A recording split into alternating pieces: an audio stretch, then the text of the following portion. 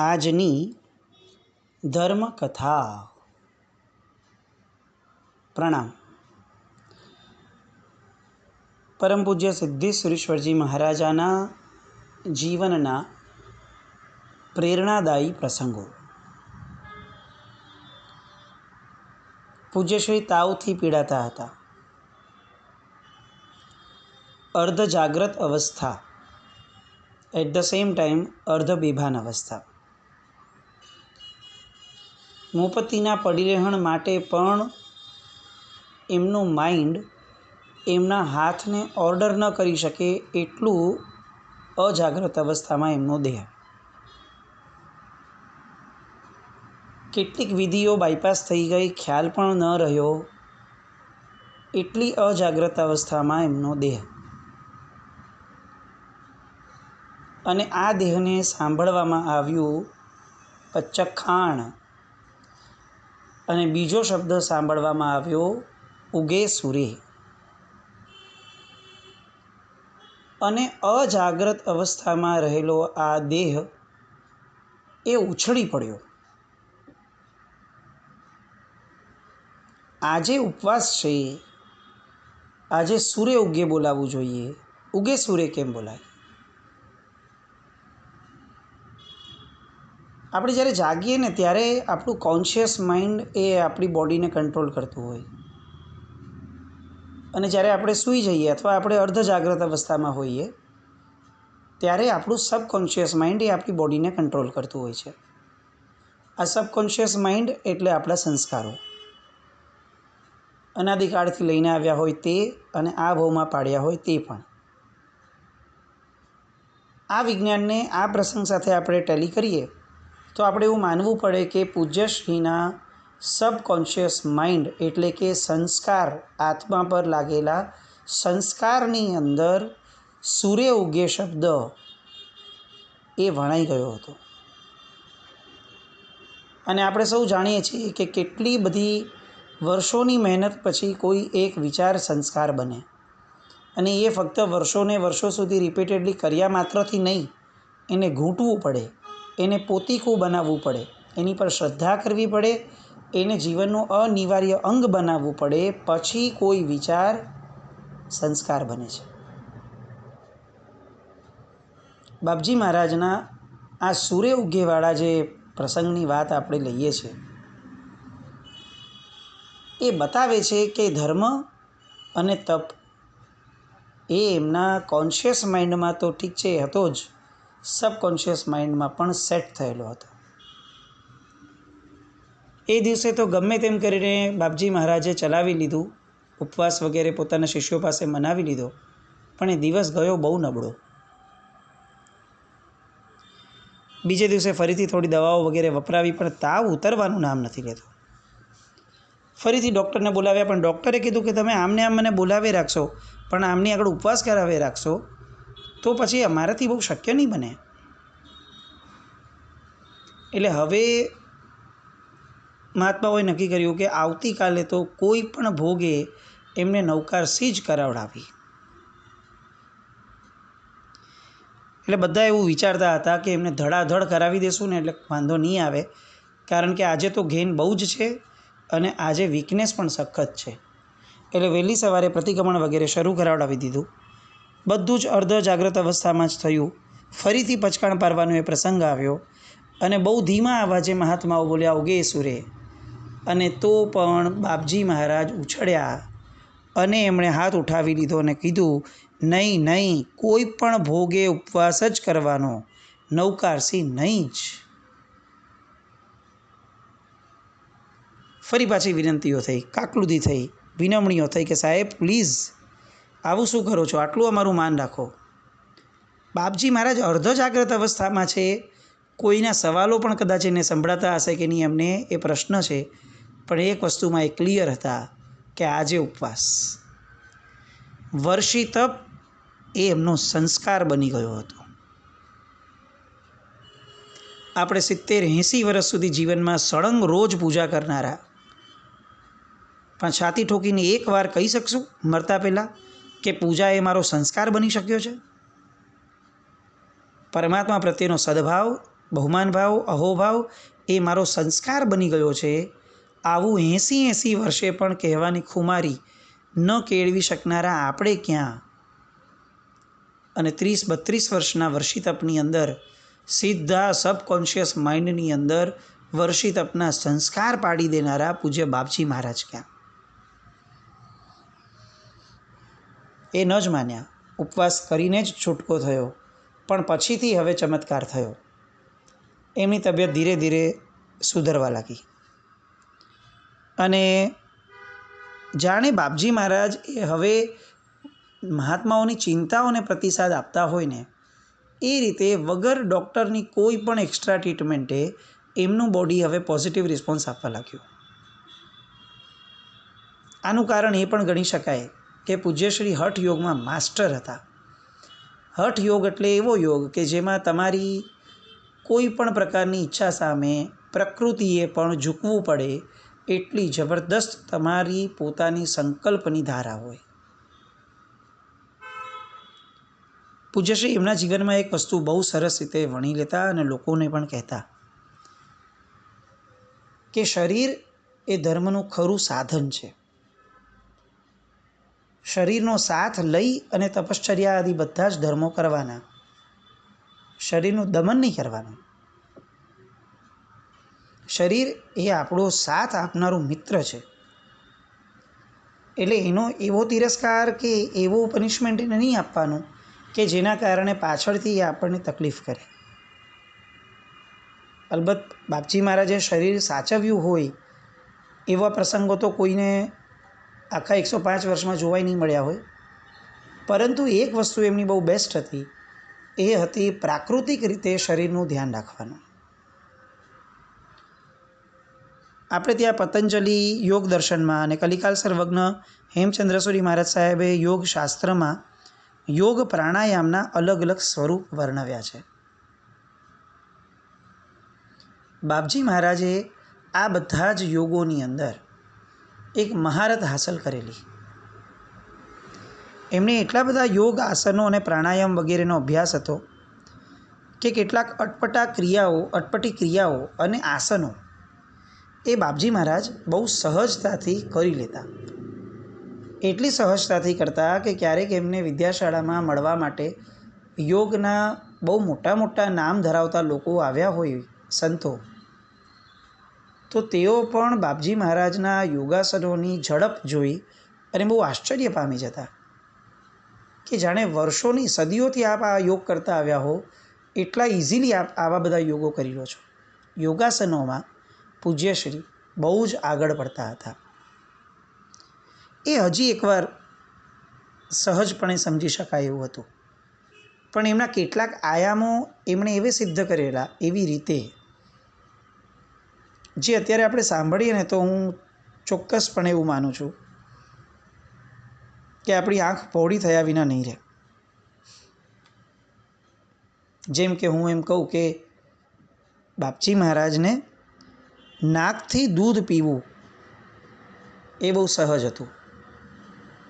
તો કેવું લાગશે? આઈ રિપીટ, નાકથી દૂધ પીવું એ બાપજી મહારાજ માટે સરળ હતું.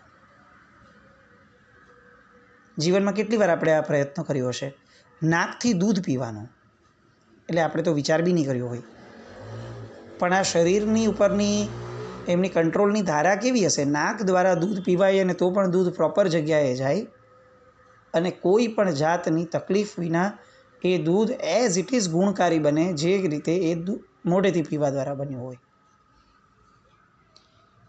બીજું એમનો આયામ કે જે બહુ ગજબ હતો એ હતો મોઢામાંથી નાકમાં વસ્ત્રની પટ્ટી કાઢવી. મોઢાની અંદર એક વસ્ત્ર, રૂમાલ જેવું વસ્ત્ર જાય અને એને એ રીતે મૂકતા, અંદર નાખી રાખતા કે ધીરે ધીરે ધીરે એ નાકમાંથી બહાર નીકળે અંદરથી. અને એના દ્વારા એ વચલો જે ભાગ છે એનો બધો કચરો સાફ કરી લેતા. આજના ડૉક્ટરો વગેરે જે લોકો આપણી પાસે રિપોર્ટો કઢાવી અને આપણું અડધું શરીર આ બધા મશીનોના કારણે નબળું પડાવી દે છે, એ બધાને આપણે આ જણાવવા જેવું છે કે અમે કેટલી સમૃદ્ધ પરંપરાના વંશજો છીએ.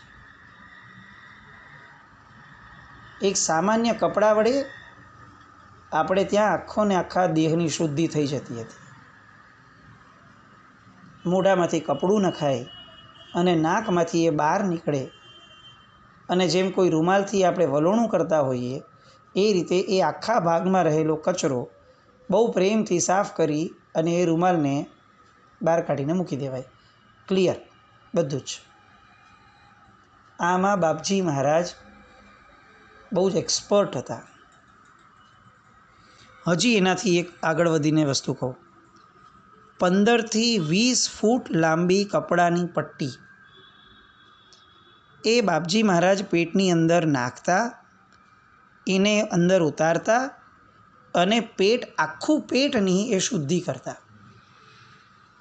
અને પછી એ કપડાને બહાર કાઢીને મૂકી દેતા, એનો કાપ કાઢી લેતા. થઈ ગયું એમનો આખો દેહની શુદ્ધિનો ક્રમ પૂરો. ફરીથી 15થી 20 ફૂટ લાંબી કપડાની પટ્ટી, એ આખીને આખી પટ્ટી બાપજી મહારાજ મોઢા દ્વારા શરીરની અંદર ઉતારતા, એને 15થી 20 ફૂટ અંદર પાથરતા, શરીરમાં પાથરી અને એના દ્વારા ફેફસા આદિ અને પેટ આદિ ઉપર રહેલો આખો જે કચરો બચ્યો હોય એ બધાને સાફ કરી લેતા, અને પછી એ કપડાને પોતે મોઢા દ્વારા જ બહાર ખેંચી લેતા. અને આવું એ યંગર એજમાં કરતા હતા એ તો ઠીક છે, કે એમના પાછલા જીવનના 90-92 વર્ષ સુધી પણ લોકોએ જોયું છે કે બાપજી મહારાજ આવા યોગ કરવાની અંદર સદાય બહુ જ સહજ અને પાવરદાર રહ્યા છે. કેટલા ગુરુ ભગવંતોની બાબતમાં આપણે આ સાંભળ્યું હશે. એક બુદ્ધિસાગર સુરેશ્વરજી મહારાજ, બુદ્ધિસાગર મહારાજ સાહેબ માટે આવું કહેવાતું, અને બીજી આ વાત આવે બાપજી મહારાજ માટે. અને એમાં પણ આ યોગના આ જે આયામો છે એ તો કદાચ બીજે કંઈ સાંભળવા જ નથી મળ્યા. આ બાપજી મહારાજનો એ એક એવો જીવનનો ભાગ છે કે જે એમને અસામાન્ય કક્ષાએ મૂકી દે છે. એના સિવાયના તો કેટલાય ગુણો. આ તો એક યોગ ક્રિયાની વાત થઈ જે બાહ્ય પુરુષાર્થ છે. અભ્યંતર પુરુષાર્થમાં તો બાપજીની હોડ જડેની એવા બાપજી હતા. એમના આખા 105 વર્ષના જીવનની અંદર એમની નજીક રહેનારા કોઈ પણ આત્માઓએ ક્યારેય પણ એમના મોઢેથી કોઈની નિંદા સાંભળી નથી, એ તો બરાબર છે, પણ કોઈની તાકાત ન હતી કે બાપજી મહારાજ પાસે જઈ બેસે અને કોઈકની નિંદા શરૂ કરે અને બાપજી મહારાજ એને ચાલવા દે. નિંદા તો બહુ દૂરની વસ્તુ રહી.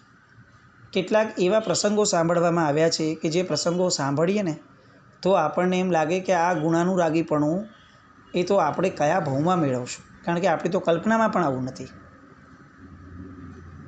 પૂજ્યશ્રી રાજનગરના ઉપાશ્રયમાં હતા, અને ત્યારે કેટલાક સાધ્વીજી ભગવંતો એ એમની પાસે વંદન કરવા આવ્યા. એમના અભ્યાસ ને આરાધના વગેરે લગતા પ્રશ્નો પૂછ્યા, અને કોઈ ચીજ વસ્તુનો ખપ હોય તો આપ જણાવજો, આવું પણ બાપજી મહારાજે પૂછ્યું. વાત્સલ્ય હોય ને ત્યાં સામું તત્વ કોણ છે એનો કોઈ ભેદ જ ના રહે. એટલે બહુ વાત્સલ્યપૂર્વક એમણે આ બધી વસ્તુઓ પૂછી, અને આચાર્ય છે એટલે રાજાની ગતિ, રાજાની સ્થિતિ એ બેઠા છે, એટલે સાધુ સાધ્વીજી ભગવંત, શ્રાવક શ્રાવિકાઓ બધાના નાયક ગણાય. એવા સમયે સાધ્વીજી ભગવંતોનું યોગક્ષેમ એ પણ એમની પોતાની જવાબદારી, અને સિદ્ધેશ્વરી મહારાજ સાહેબ પોતાની કોઈ જવાબદારીમાંથી ઊણા ઉતર્યા હોય એવું તો 105 વર્ષના જીવનમાં ક્યારેય બન્યું ન હોય. અને એટલે એમણે બહુ વાત્સલ્યપૂર્વક બધી વાતો કરી. સામે મહાત્માઓ પણ છૂટથી બોલી શક્યા, પહેલી વાર મળ્યા હતા તો પણ એવી એક આખી ફીલ, એવું એક આખો માહોલ ઊભો થયો. અને છેલ્લે નીકળતી વખતે મહાત્માઓ કહેતા હતા કે સાહેબ આપ કેટલા વાત્સલ્યસભર છો, આપ અમારી કેટલી બધી ખબર લો છો, અમને કેટલી સરસ હિત શિક્ષા આપો છો, સારણા વારણા આદિ કરો છો. આ સાહેબ સામે જે બીજા સમુદાયનો ઉપાશ્રય છે ને, એની અંદર તો સાહેબ અમને સાધ્વીજી ભગવંતોને એક ઘડી કોઈ બેસવા પણ ન દે. અમે વંદન કર્યા, પચકાણ કર્યા એટલે બીજી સેકન્ડે ઊભા કરીને અમને કહી દે કે ચાલો હવે તમે વિદાય લો. અને ભૂલે ચૂકે પણ કોઈ એક પ્રસંગે અમે એકલા ગયા હોઈએ કંઈક કામ માટે તો સાહેબ બૂમ મારીને અમને ભગાડી દે. બોલો, બહુ બાળ સહજ ભાવે સાધ્વીજી ભગવંતે આ વાત કરી. કોઈ ક્રિટિસિઝમ કરવાનો ભાવ એમનો નહીં હોય, પણ સહજતાથી ક્યાંક એમને પોતાનાપણું દેખાયું તો એમના મનની વ્યથા આ રીતે આ સુરમાં નીકળી ગઈ. બાપજી મહારાજે એમને અટકાવ્યા અને એમને એમ કીધું કે જુઓ, સામે આ જે ઉપાશ્રય તમે કહો છો ને, એ મહાત્માનું વર્તન એકદમ ઉચિત છે. સાધુ ભગવંતોએ સાધ્વીજીના ભગવંતના પરિચય કરવામાં બહુ સાવધ રહેવું જોઈએ. હું તો વયોવૃદ્ધ છું, 90 વર્ષનો થયો, એટલે તમારી જોડે વાતચીત કરું એ હજી એકવાર બરાબર છે, પણ ત્યાંના મહાત્માઓ તો મારા કરતાં નાની ઉંમરના છે અને ઉલટાકનું તમારે તો એમનું બહુમાન કરવું જોઈએ એમના પ્રત્યે કે એ કેટલા સજાગ છે. કોઈ એક પ્રસંગે કડકાઈ બતાવે તો જ સામેવાળો બીજી વાર ક્યારે પણ એકલા જવાની હિંમત ન કરે. એમને પોતાના ચારિત્રનું કેટલું બધું ગૌરવ છે. ખરેખર એ મુનિનું આ આચરણ તો અનુમોદનીય છે, અને ટીકા કેમ વિચારવાની. અને સાધ્વીજી ભગવંત ઓવારી ગયા. સામેના ઉપાશ્રયના પર સમુદાયની વાત છે અને છતાં પણ બાપજી મહારાજ એ સાંભળવા પણ તૈયાર નથી. આ તો સામેના ઉપાશ્રયની વાત થઈ, જે આપણા ગુરુ ભગવંતો જ હતા. બાપજીના જીવનની અંદર એક પ્રસંગ, એક પ્રક્રિયા એવી હતી કે જે પ્રક્રિયા આપણને કમાલ લાગે. વર્ષો સુધી દિવાળીનો પૂજ્યશ્રી ધનતેરસથી લઈને દિવાળી સુધીનો અઠ્ઠમ કરતા, અને એ સમયે કેટલીક વિશિષ્ટ આરાધનાઓ કરતા. પણ આ આરાધના જે છે એ એકલા નહોતા કરતા. ત્યારે રાજનગરમાં આવું કહેવાતું કે એક ત્રિપુટી ભેગી થાય અને આ ત્રિપુટી એક આરાધના કરે, એ પણ વર્ષો સુધી. અને આ ત્રિપુટીમાં એક જૈન મહાત્મા અને બીજા 2 અજૈન મહાત્મા, અને તેમ છતાં પણ 3 અઠ્ઠમ કરે અને આખી રાત જાપ કરે. કરોડોના જાપ થાય 3 દિવસમાં, એવી સાધના કરે. જગન્નાથ મંદિરના નરસિંહદાસજી મહારાજ અને સરયુદાસજી મહારાજ, આ 2 મહાત્મા સંતો બીજા, અને સાથે બાપજી મહારાજ, આ 3ની જોડી ગણાતી હતી. ગજબનાક મૈત્રી. કેવી હદ સુધીની મૈત્રી હશે આપણે ખાલી કલ્પના કરીએ. 105 વર્ષની ઉંમરે બાપજી મહારાજ કાળ કરી ગયા. એમની પાલખી જ્યારે આ જગન્નાથજી મંદિર પાસેથી પસાર થઈ ત્યારે આ સંત નરસિંહદાસજી મહારાજ, એમણે એ પાલખી જોઈ અને એ સમયે એમણે એમ કીધું કે હવે જગતમાં મારું રહેવું બહુ મુશ્કેલ છે. અને બાપજી મહારાજના કાળ ધર્મ પામ્યાના 6 કે 7મે જ દિવસે કોઈ પણ જાતની બીમારી વગર આ સંત મૃત્યુને વર્યા. કારણ કે જીવનના કેટલાય વર્ષો સળંગ 2 દાયકા જેટલો સમય કદાચ એવો ગયો કે જ્યારે આ 3 મિત્રો ભેગા થાય, દિવાળીનો અઠ્ઠમ કરે અને સાધના કરે. અહીંયા વિચારણીય એ છે કે અત્યારે અથવા એ સમયે પણ એક જ જીન શાસનના છત નીચે રહેલા અલગ અલગ સમુદાયના મહાત્માઓ એ જ્યારે આવી મૈત્રી કેળવવામાં ક્યાંય ઊણા ઉતરે છે, એવા સમયે 2 અલગ અલગ સંપ્રદાયના, એમાંય પાછા એક શૈવપંથી હતા અને એક સનાતન ધર્મી હતા, સાવ 2 અલગ સંપ્રદાયો, અને તેમ છતાં 3 મિત્રો ભેગા થઈ અને એકબીજા પ્રત્યે કેવો મૈત્રીભાવ કેળવી શક્યા હશે. આમાં બાપજી મહારાજની ઉદારતા સિવાય બીજો કયો ગુણ જોવો. કમાલ આપણને લાગે કે એમની રેન્જ ક્યાં સુધી પહોંચી હતી, અને છતાં પણ એ એટલા સરળ બાપજી મહારાજ, ક્યાંય જાણે પોતે કોઈ બહુ મોટું કામ જ કર્યું નથી એવી સહજતાથી ને સરળતાથી પોતાના ખૂણામાં બેસતા. એ જે નરસિંહદાસજી મહારાજ હતા, એમના જીવનની અંદર ઘણી બધી વાર એમના મંદિરમાં બેઠા બેઠા કોઈ ગયું હોય તો એમના મોઢેથી એક સ્લોગન નીકળતું. આજે પણ બાપજી મહારાજના ઘણા બધા ભક્ત વર્ગની અંદર આ બહુ જ મોઢે રમેલું, મુખેથી રમી ચડેલું એક આ સ્લોગન છે, જય જય સિદ્ધિ, જય જય બાપજી. આ નરસિંહદાસજી મહારાજ હોય, સરયુદાસજી મહારાજ હોય કે પછી બાપજી મહારાજના કોઈ પણ ભક્ત હોય, આ જાણે એક પ્રકારનું વંદે માતરમ એ કઈ રીતે આપણું એક રાષ્ટ્રભક્તિનું સૂચક મંત્ર છે, એવી રીતે એમના જીવનનું એક જબરદસ્ત પ્રેરક બળ છે, જય જય સિદ્ધિ, જય જય બાપજી. અને આવા તો કેટલાય મંત્રો, કેટલાય આયામો એ બાપજી મહારાજના સમૃદ્ધ જીવનના સૂચક છે. આવા અનેક પ્રસંગો હજી પણ એકથી એક કડીના મણકામાં જોડાતા રહે અને આપણે અખંડ રીતે બાપજી મહારાજના ચરિત્રનું ગાન કરીએ એવી શુભ મંગલ કામના સાથે જીન આજ્ઞા વિરુદ્ધ કંઈ પણ બોલાયું હોય તો મિચ્છામિ દુક્કડમ જૈનમ જયતિ શાસનમ.